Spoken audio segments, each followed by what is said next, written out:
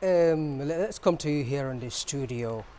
Nigeria is one of the countries to be probed by the United Nations vis-a-vis rights issues.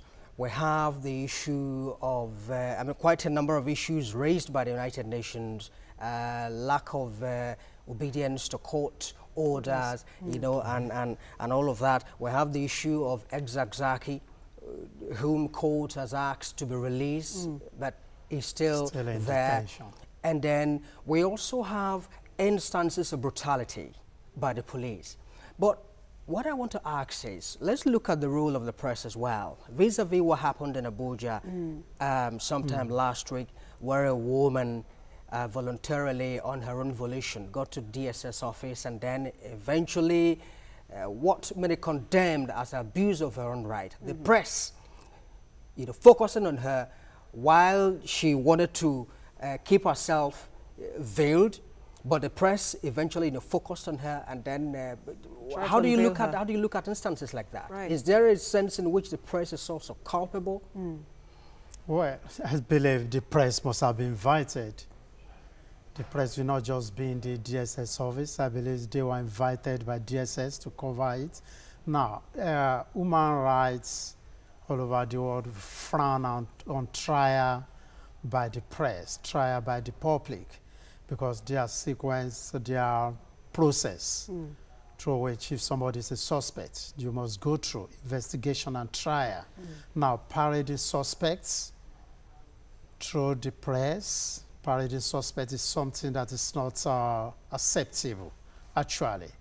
It's an abnormality that is being practiced. So, but when such cases happen, Lucas, what is the next line of action? Who sues who? What's the next line of action in that regard? Well, the person that feels aggrieved might sue. It depends, especially if at the end of the day, it's found out that she's actually innocent, because it's the court that can pronounce you guilty. You are presumed guilty until the judge says you are guilty and sentence you.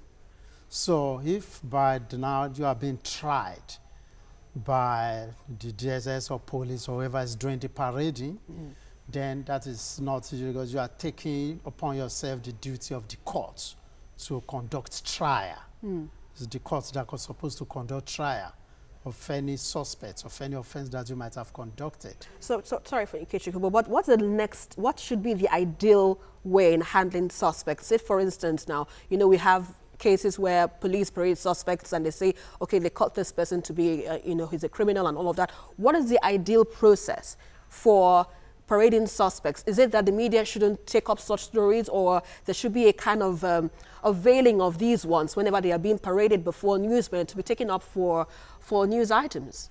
Yeah, if there's need to parade suspects at all, then their faces need to be covered.